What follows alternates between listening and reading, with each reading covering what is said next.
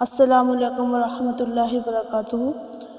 رب اشرح لی صدری ویسر لی امری واحلل عقدۃ من لسانی یفقہوا قولی۔ اعوذ باللہ من الشیطان الرجیم، بسم اللہ الرحمن الرحیم۔ یا بنی اسرائیل اذکروا نعمتی التی انعمت علیکم وانی فضلتکم علی العالمین۔ اے اولاد یعقوب، کہ تم لوگ میری اس نعمت کو یاد کرو جو میں نے تم کو انعام میں دی تھی، اور اس کو کہ میں نے تم کو تمام جہان والوں پر فضیلت دی تھی۔ اللہ تعالیٰ نے اس پورے رکوع میں بنی اسرائیل سے بات کی ہے اور ان سے دو چیزیں یاد کروائیں۔ پہلے اجمالی یعنی مختصر ذکر کے شروع میں اللہ تعالیٰ نے مختصر طور پر فرمایا کہ میں نے تم پر بہت سی نعمتیں عطا کی، یعنی صرف اشارہ دیا کہ تم میری مہربانیاں یاد کرو۔ اب یہاں پر اس رکوع میں تفصیل سے ذکر ہے۔ تو اس آیت میں مدینہ کے یہود کو خاص پیغام دیا جا رہا ہے۔ نبی کریم صلی اللہ علیہ وسلم کے زمانے کے یہود کو بتایا جا رہا تھا کہ تمہاری قوم کو پہلے عزت ملی تھی کیونکہ وہ اللہ کو مانتی تھی، اب اگر تم آخری نبی صلی اللہ علیہ وسلم کو نہیں مانو گے تو وہی غلطی دوبارہ کرو گے۔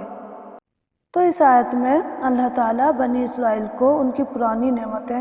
اور غلطیاں اس لیے یاد دلا رہے ہیں تاکہ وہ شرمندہ ہوں، ضد چھوڑ دیں اور نبی آخر الزماں صلی اللہ علیہ وسلم پر ایمان لے آئیں۔ تو گزشتہ پورے رکوع میں بنی اسرائیل کو خطاب کر کے اللہ تعالیٰ نے اجمالی طور پر اپنی بعض نعمتیں یاد دلائی تھیں۔ ان آیات سے ان انعامات اور احسانات کا تفصیلاً بیان فرمایا جاتا ہے، اور مقصد اس سے یہی ہے کہ مدینہ کے یہود ایک طرف تو خداوند کریم کی اپنی قوم پر گزشتہ عنایتوں اور نوازشوں کو دیکھیں، اور دوسری طرف اپنی قوم کی پچھلی غلطیوں اور کوتاہیوں کو دیکھیں تو لا محالہ حق تعالیٰ سے شرمائیں، اور پچھلے غلطیوں سے سبق لیتے ہوئے اب حق تعالیٰ کے احکام کو قبول کر لیں، اور اللہ کی آخری کتاب قرآن کو جو نبی آخر الزماں صلی اللہ علیہ وسلم پر نازل کی گئی ہے اس پر ایمان لے آئیں۔ تو فرمایا جا رہا ہے کہ یا بنی اسرائیل اذکروا نعمتی التی انعمت علیکم وانی فضلتکم علی العالمین۔ تو یہاں سب سے پہلے نعمت تفصیل کو ذکر فرمایا کہ دنیا میں ایسا بہت کم اتفاق ہوتا ہے کہ دین اور دنیا کی دونوں سعادتیں کسی ایک جگہ جمع ہو جائیں، لیکن بنی اسرائیل کو صدہا سال یعنی کہ 100 سال تک تاریخ ہے کہ خدا نے اس قوم کو عزت اور شرف بخشا۔ چنانچہ اس قوم بنی اسرائیل کو دنیا کی بادشاہت کے ساتھ دین کی بادشاہت بھی عطا کی گئی۔ دنیاوی بادشاہوں میں حضرت سلیمان علیہ السلام اور حضرت داؤد علیہ السلام جیسے اولو العزم بادشاہ بھی ہوئے،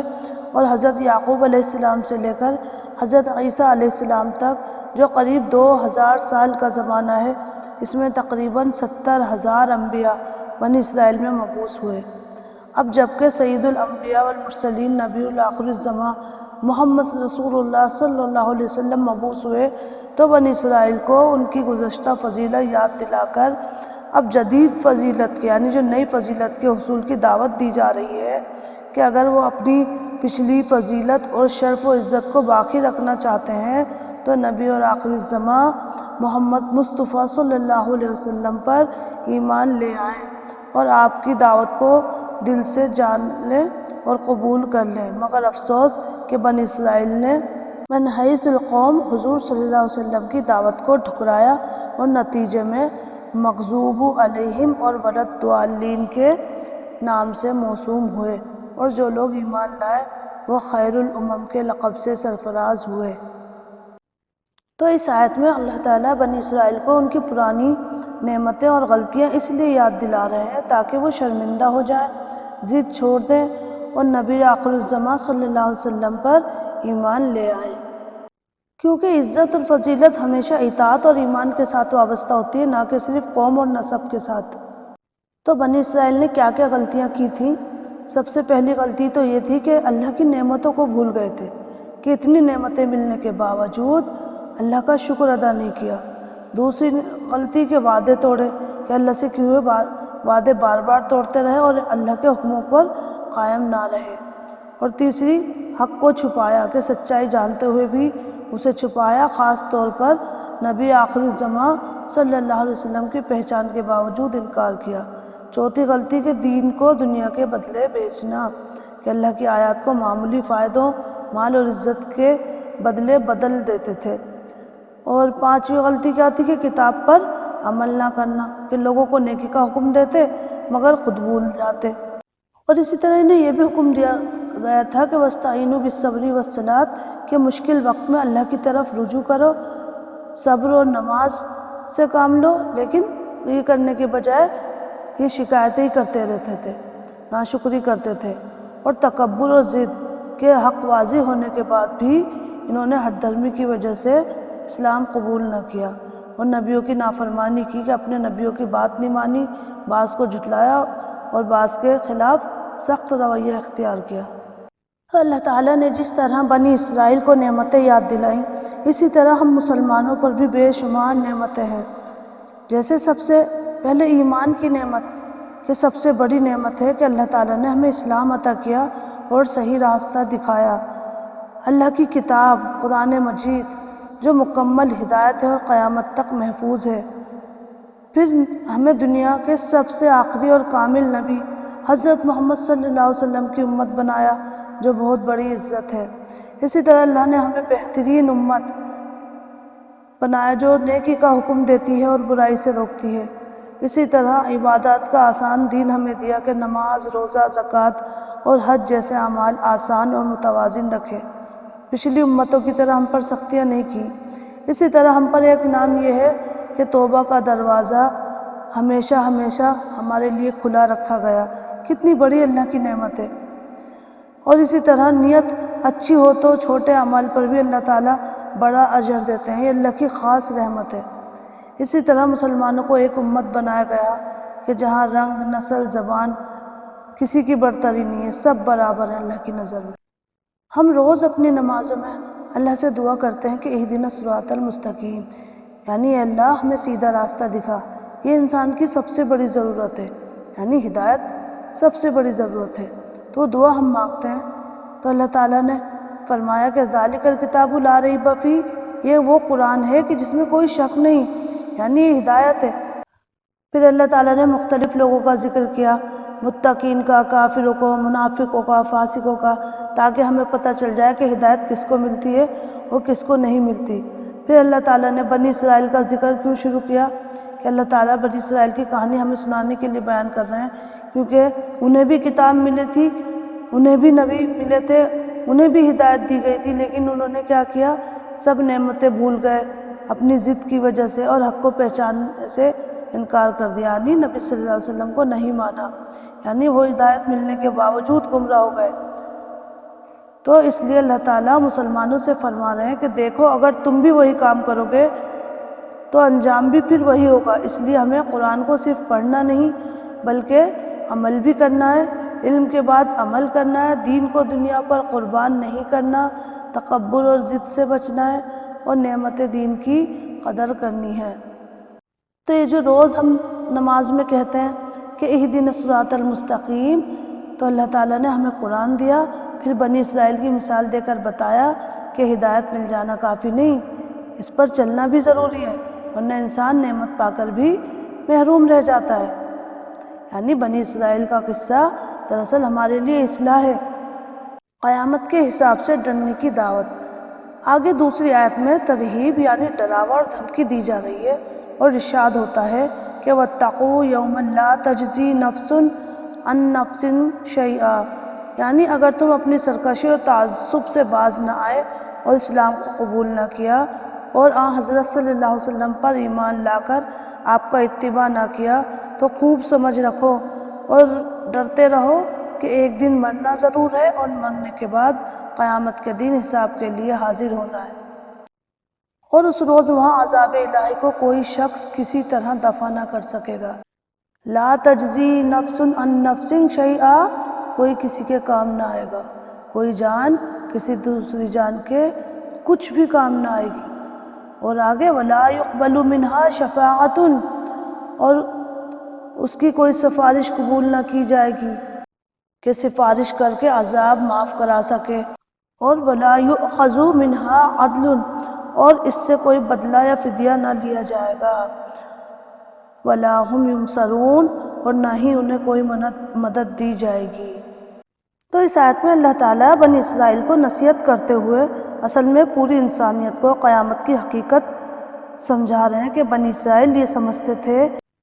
چونکہ وہ انبیاء کی اولاد ہیں اس لیے بغیر عمل کے بھی نجات مل جائے گی، تو اللہ تعالیٰ نے اس غلط فہمی کو ختم کیا۔ اللہ تعالیٰ فرماتے ہیں کہ اس دن سے ڈرو، یعنی انسان کے دل میں اللہ کا تقوی پیدا کیا جا رہا ہے تاکہ وہ بھی اپنی اصلاح کر لے۔ وَاتَّقُوا يَوْمًا لَا تَجْزِي نَفْسٌ عَن نَفْسٍ شَيْئًا، قیامت کے دن ہر شخص اپنے عمل کا خود جواب دے گا، نہ والد کام آئے گا، نہ بیٹا کام آئے گا، نہ دوست کے کام آئے گا، کوئی کام نہیں آئے گا۔ اور کہا جا رہا ہے وَلَا يُقْبَلُ مِنْهَا شَفَاعَةٌ، بنی اسرائیل سمجھتے تھے کہ ان کے بزرگ یا انبیاء ان کو بچا لیں گے، تو اللہ نے بتا دیا کہ سفارش صرف اسی وقت ہوگی جب اللہ اجازت دے گا۔ اور وَلَا يُؤْخَذُ مِنْهَا عَدْلٌ، کہ دنیا میں سزا سے بچنے کے لیے جرمانے یا بدلہ دیا جا سکتا ہے، مگر قیامت میں کوئی فدیہ کوئی بدلہ قبول نہ ہوگا۔ اور وَلَا هُمْ يُنصَرُونَ، اس دن کوئی طاقت کوئی حکومت یا مددگار انسان کو اللہ کے فیصلے سے نہیں بچا سکتی۔ تو نجات کسی قوم یا خاندان یا نام سے نہیں ملتی، نجات ملتی ہے ایمان سے، اچھے عمل سے اور تقوی سے۔ یعنی اللہ مسلمانوں کو بنی اسرائیل کی مثال دے کر سکھا رہے ہیں کہ دیکھو دین کو صرف آئیڈینٹی یا پہچان نہ بناؤ بلکہ اس کو اپنی زندگی بنا لو، اس کو اپنے دل میں اپنے زندگی میں اتار لو۔ تو پچھلی آیت میں اللہ تعالیٰ نے بنی اسرائیل کو محبت اور نرمی کے ساتھ اپنی نعمتیں اور فضیلتیں یاد دلائیں تاکہ انہیں احساس ہو کہ اللہ نے انہیں عزت بخشی ہے اور انبیاء اور ہدایت عطا کی، جبکہ اگلی آیت میں انہیں قیامت کے دن سے ڈرا کر اس حقیقت کو واضح کر دیا کہ صرف فضیلت، قوم یا نسب نجات کے لیے کافی نہیں ہوگی، کیونکہ اس دن نہ کوئی کسی کے کام آئے گا، نہ سفارش قبول ہوگی، نہ فدیہ لیا جائے گا، نہ کسی کی مدد ملے گی۔ تو اس طرح پچھلی آیت نعمتوں کی یاد دہانی کے ذریعے دل کو نرم کرتی ہے، اور دوسری آیت ذمہ داری اور جواب دہی کا احساس دلاتی ہے کہ انسان کو عمل کی طرف متوجہ کرتی ہے کہ گویا اللہ تعالیٰ یہ سمجھا رہے ہیں کہ عزت اور برتری نعمت تو ہے مگر اس کے ساتھ ساتھ اطاعت اور صحیح عمل ضروری ہے، ورنہ قیامت کے دن صرف ایمان اور اعمال ہی انسان کو کامیاب بنائیں گے۔ اور اس آیت میں یہودیوں کے اس باطل عقیدے کا بھی رد ہو گیا کہ جو یہ عقیدہ رکھتے تھے کہ ہم باوجود حضرت صلی اللہ علیہ وسلم پر ایمان لانے کے قیامت کے دن اپنے آباء و اجداد کی شفاعت سے نجات پا جائیں گے۔ تو یہاں بتلایا گیا کہ منکرین اسلام کے حق میں کسی قسم کی شفاعت قبول نہ ہوگی۔ یہاں یہ بات ذہن میں رکھی جائے کہ اس آیت میں مطلقاً شفاعت کی نفی نہیں کی گئی، بلکہ کفار اور منکرین اور اسلام سے انحراف کرنے والوں کی شفاعت کی نفی مقصود ہے کہ گناہگار مسلمانوں کی شفاعت جو قرآن پاک کی دوسری آیات اور احادیث سے نبی صلی اللہ علیہ وسلم سے ثابت ہے، اس کی نفی مقصود نہیں ہے۔ یعنی جو نبی صلی اللہ علیہ وسلم پر ایمان لائے گا، آپ کی سنتوں پر چلے گا، قرآن پڑھے گا، دین اسلام صاحب سے چلے گا، تو اس کو شفاعت نصیب ہوگی، آپ صلی اللہ علیہ وسلم اس کی شفاعت کرائیں گے۔ یہاں یہ مقصد ہے کہ اللہ پر بھی ایمان لائے اور رسول اللہ صلی اللہ علیہ وسلم کی سنتوں پر بھی چلے۔ تو ان آیت سے ہمارے لیے سبق ہے کہ اللہ تعالیٰ پہلے ہمیں اپنی نعمتیں یاد دلا کر یہ احساس پیدا کرتے ہیں کہ دین، ایمان اور ہدایت بہت بڑی نعمت ہے، لیکن صرف مسلمان ہونا یا کسی نیک نسبت سے جڑ جانا کافی نہیں، بلکہ ہر انسان کو اپنے اعمال کا خود جواب دینا ہوگا، کیونکہ قیامت کے دن نہ رشتہ داری کام آئے گی، نہ سفارش بغیر اللہ کی اجازت فائدہ دے گی، اور نہ کوئی بدلہ یا مدد انسان کو بچا سکے گی۔ اس لیے ہمارا فرض یہ ہے کہ اللہ کی نعمتوں کی قدر کریں، شکر کے طور پر اس کے حکموں پر عمل کریں، دین کو صرف نام یا پہچان نہ بنائیں بلکہ اپنی زندگی کا حصہ بنائیں، اور ہمیشہ آخرت کی جواب دہی کو سامنے رکھ کر زندگی گزاریں، کیونکہ نعمت ملنا اللہ کی رحمت ہے اور اس نعمت کے مطابق عمل کرنا ہماری ذمہ داری ہے۔ کامیابی نسب یا دعووں سے نہیں بلکہ ایمان اور نیک اعمال سے ملتی ہے۔ دعا کیجئے حق تعالیٰ نے جو ہم کو امت مسلمہ میں پیدا فرما کر شرف اور فضیلت بخشا ہے، اللہ تعالیٰ ہمیں اس شرف عزت کو قائم رکھنے کی توفیق عطا فرمائے اور حضور صلی اللہ علیہ وسلم کا پکا اور سچا امتی ہونا نصیب فرمائے۔ یا اللہ ہمیں ہر طرح کی کجری اور گمراہی سے محفوظ رکھیں اور قرآن پاک کا اتباع ہر حال میں نصیب فرمائے، آمین۔ وآخر دعوانا ان الحمد للہ رب العالمین۔ سبحانک اللہم وبحمدک نشہد ان لا الہ الا انت نستغفرک ونتوب الیک۔ السلام علیکم ورحمۃ اللہ وبرکاتہ۔